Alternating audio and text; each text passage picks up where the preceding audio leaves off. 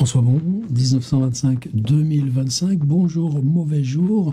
On suit chaque jour pendant un an le petit carnet où Howard Phillips Lovecraft, dans tout son séjour à New York, il est arrivé à la mi-1924. Moi-même, les lapsus, ça n'en finit plus pour son mariage avec Sonia, mais en fin d'année, elle a dû prendre un travail à Cincinnati, et lui, pour réduire les frais, on rend le grand appartement de Flatbush Avenue et prend un petit studio dans Clinton Heights, le quartier populaire de Brooklyn, au 169 Clinton Street.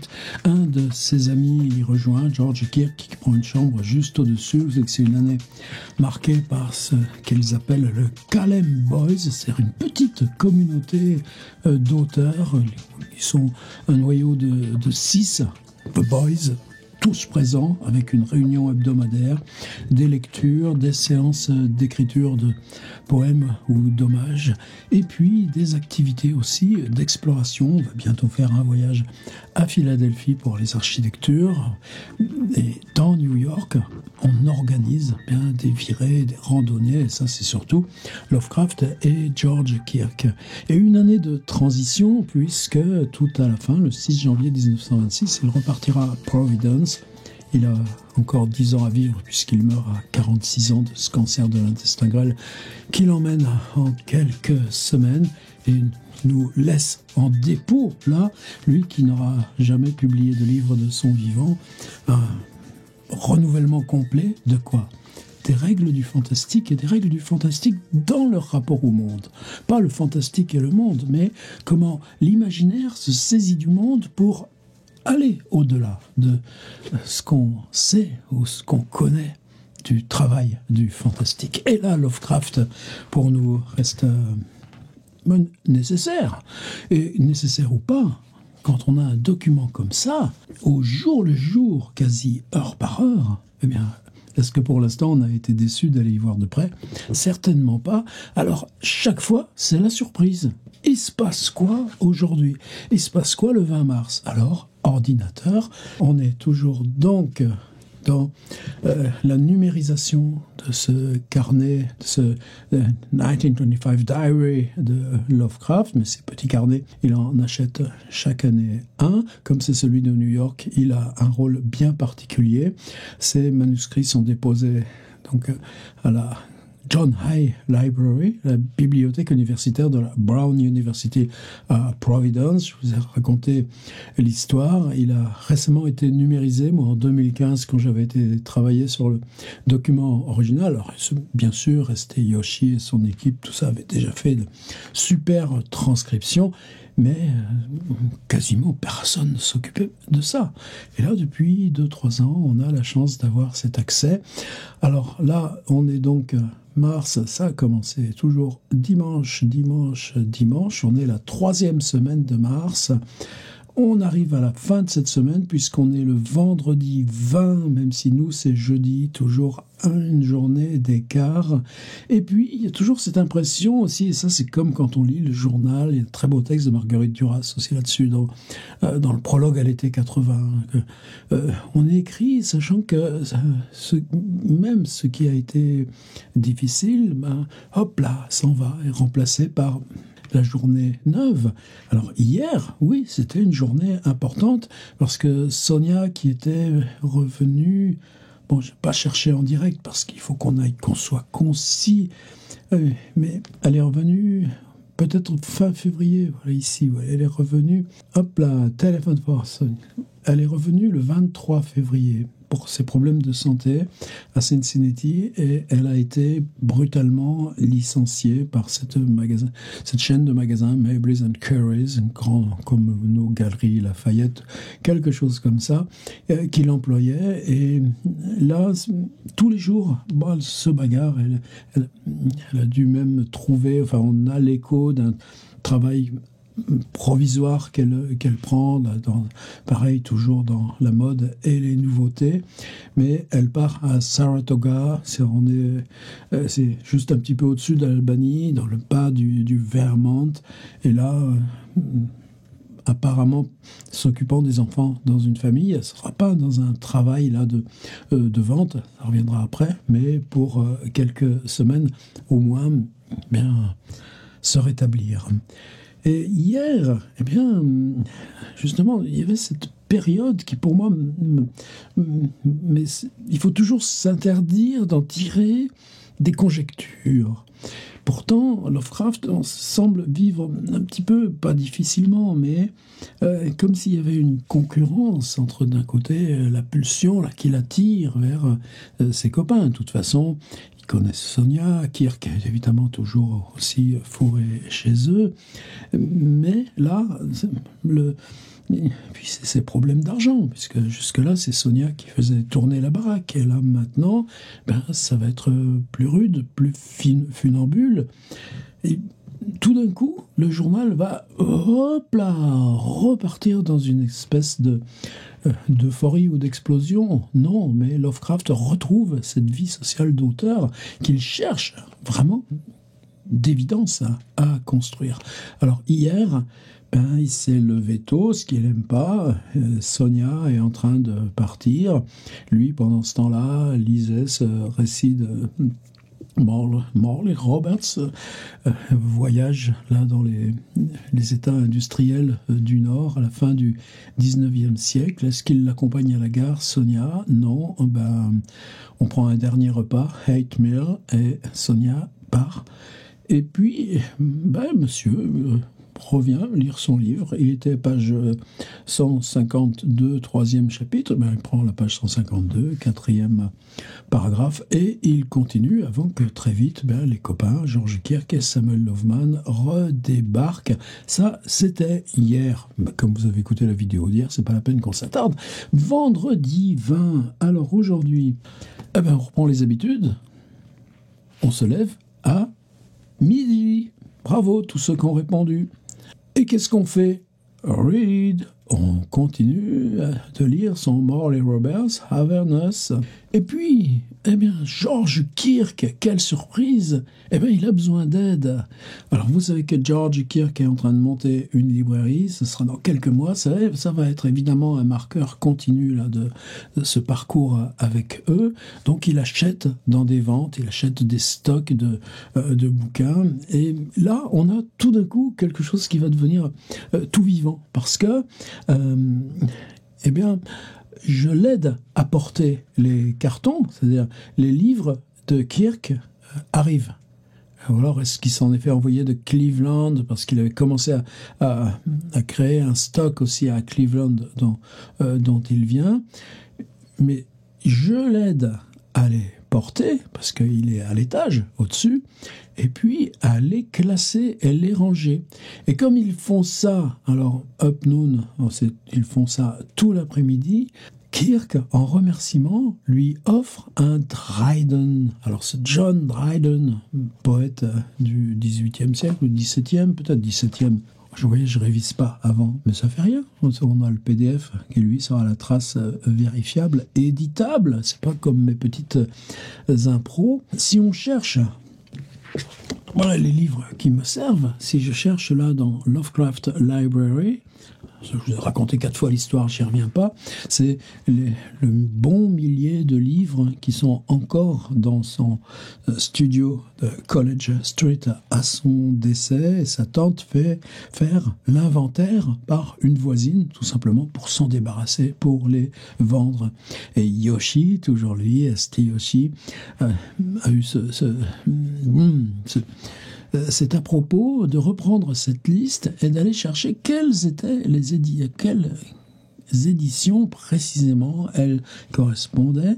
Et pour Dryden, là par exemple, alors on n'a pas les mentions, mais Yoshi fait aussi tout un travail d'annotation. Je suis sûr qu'il trouverait, vous voyez, Dunsany, les 51 Tales. Vous avez vu dans le dossier, j'en ai traduit, je crois, une trentaine sur les 51.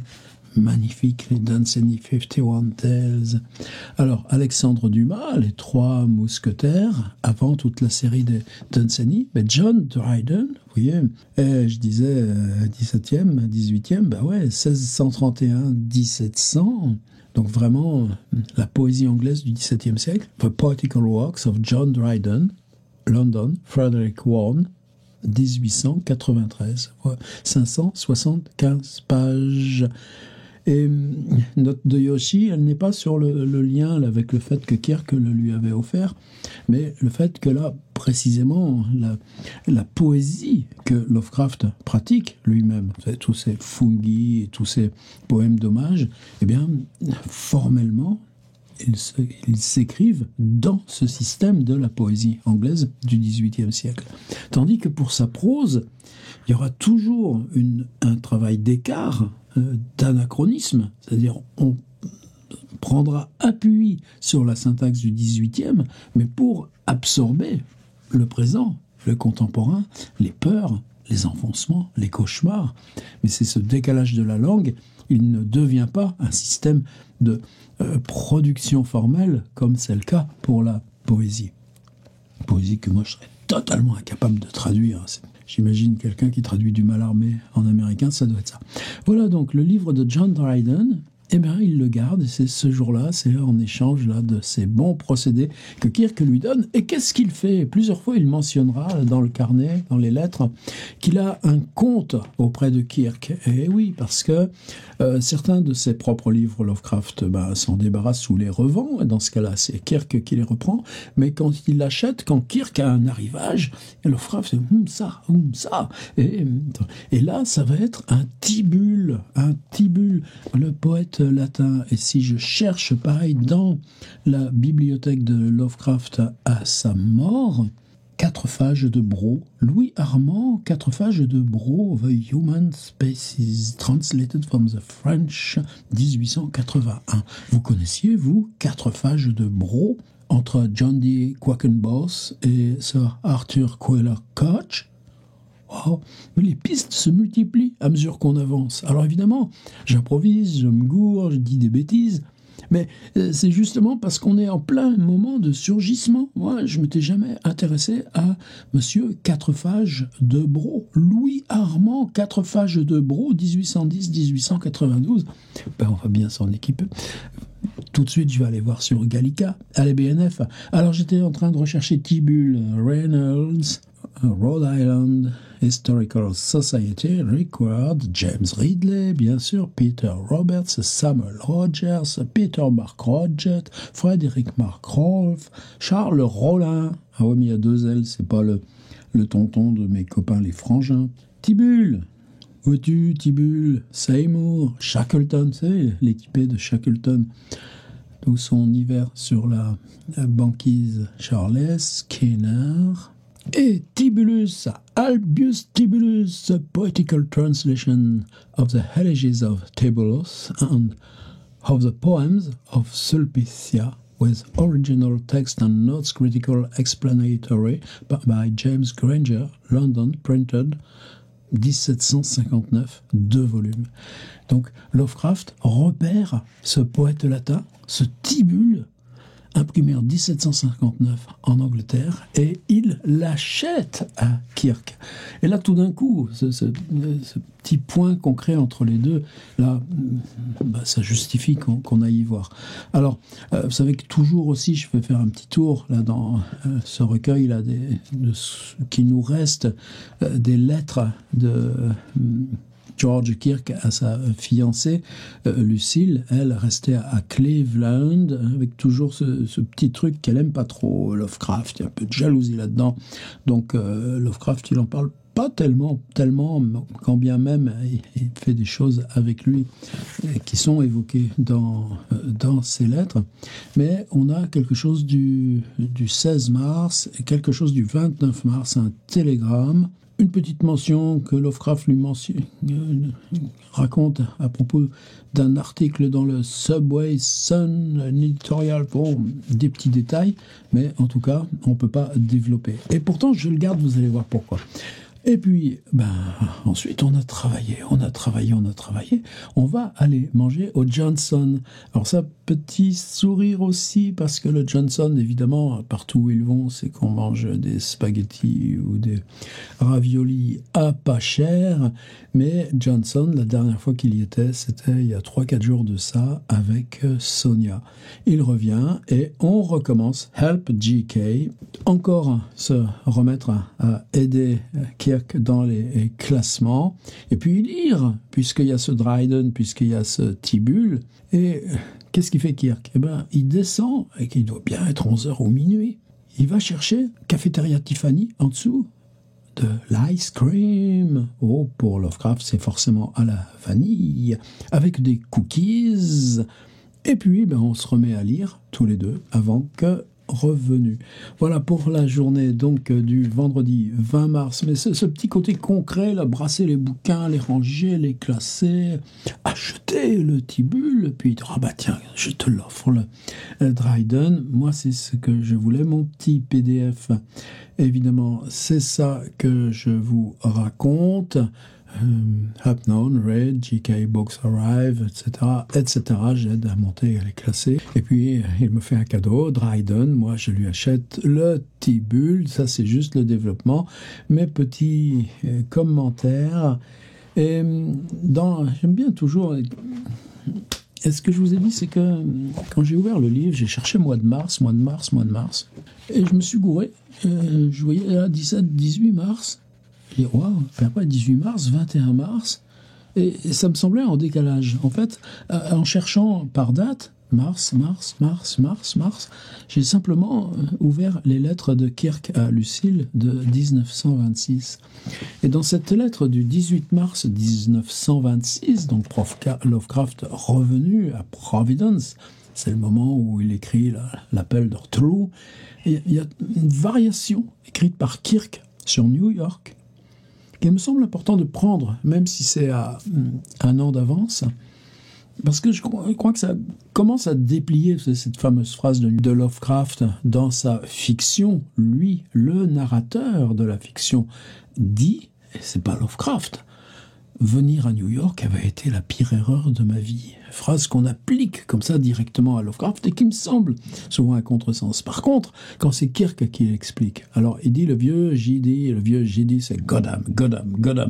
Ah, j'ai été trop peu le vieux Goddam, le Goddam que j'ai tant apprécié autrefois, le Goddam que tu as aimé autrefois.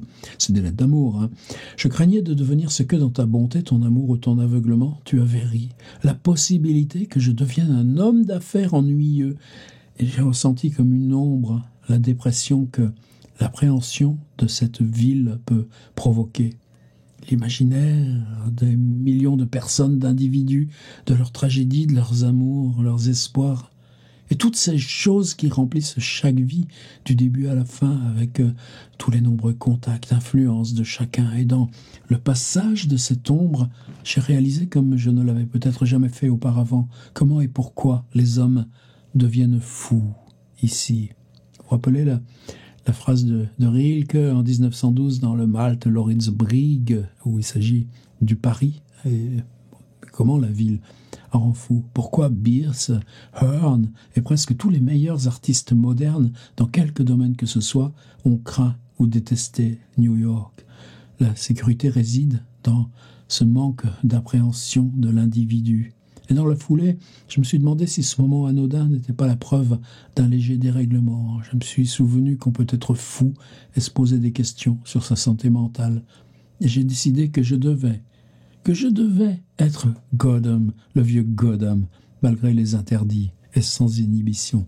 Voilà, juste pour laisser en harmonique, donc là, 1 an plus tard, le moment où Lovecraft a quitté New York, mais c'est cette question de la dépression dans la ville de 5 millions d'habitants et son brassement et le fait qu'il n'y ait pas d'heure et puis sous ces trajets, la ville labyrinthe, la ville avec ses faits divers, tout chargé en permanence. Eh bien, là, petite pierre posée sur ce dossier précis. Alors ensuite, bien entendu, 3e volet, c'est petit tour dans le New York Times du jour. Eh bien, c'est la suite forcément d'hier. C'est cette tornade qui est passée à Michigan, Illinois, dans le centre des États-Unis. Vous savez que pile là, à 100 ans de distance, ces jours-ci, j'ai vu aussi un même ouragan qui a fait 30 morts aujourd'hui. Mais là, vous voyez, on en est dans le décompte à 820 morts, 2900 blessés, des villes entières détruites. Et là, on voit ce qu'il y a de beau dans l'Amérique. Peut-être que moi, j'ai besoin aussi en ce moment de reprendre confiance en se disant que ce côté-là, de ce qu'il y a de beau dans l'Amérique, ça peut pas avoir disparu complètement. Ils sont anesthésiés, ils sont dans le choc, mais il y a bien un moment où ils vont redresser la tête. Hein. Qu'est-ce qui s'est passé dans la tornade? Si on va dans la deuxième page, d'abord on va voir des images, on va voir la carte. Et dans ces cartes, celle-ci comme celle d'hier, on retrouve des noms français aussi. Le Cap Girardeau, Girardeo. C'était le nom de la voisine de ma grand-mère, ça, en Vendée. Le Caire, hier il y avait un Versailles, Evansville, Poseyville, Princeton, Coensville, etc., etc. Et dans les photos, alors ça aussi, c'est la première fois que maintenant, on en a parlé plusieurs fois aussi avec Floyd Collins, la possibilité d'envoyer des photographies directement avec le télégraphe, depuis le lieu où ça s'est passé. Et là, toujours cette réflexion depuis le peintre de la vie moderne de Baudelaire, avec les peintures envoyées, les croquis faits sur le vif en Crimée par Constantin Guy ou Guise, et qui arrivaient en moins de 9 jours à Londres. Bon, ben là maintenant, le fait de savoir transmettre les images à distance en utilisant le bon vieux télégraphe, qu'est-ce que ça veut dire? Bah ouais, ça veut dire que des tas de signaux, le côté binaire qu'on peut obtenir en décomposant l'image, mais on peut en envoyer plein de tranches simultanément. C'est le principe du téléphone, et on peut voir indépendamment du reportage. Et par contre, là, c'est les ruines d'une école où 60 enfants ont été brûlés. Et il y a par contre cet autre article qui est dans la une, ici, Airplane Observer Maps Tornado, wow. Il y a l'ouragan. Eh bien, il y a des types, vous les représentez, les petits biplans. Et puis eux, avec la grosse hélice, et puis les casques, et puis les grosses lunettes. Qu'est-ce qu'ils font, les gars?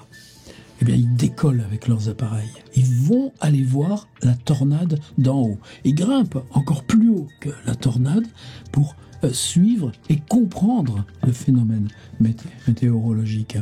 Et c'est là encore une première. C'est-à-dire qu'on va observer par l'avion la tornade d'en haut. Bon, si c'est pas important pour vous, ne vous inquiétez pas.